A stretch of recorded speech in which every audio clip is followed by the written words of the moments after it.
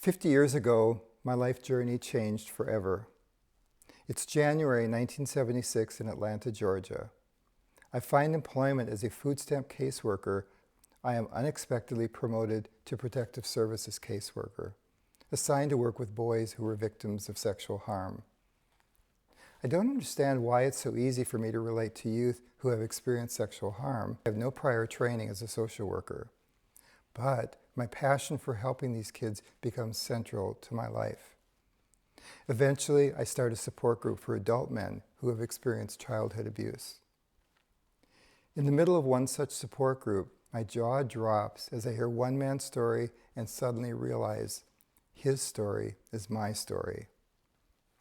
This was the first time I had discovered that I too was a survivor and had simply been repressing the memories.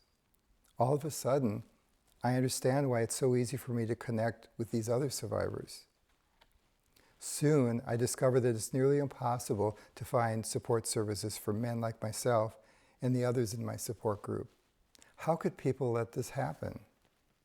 But I was not about to leave the courageous men and boys I was working with or myself stranded and helpless. I decided that if the resources to support men like me didn't exist, I was going to fight to create them.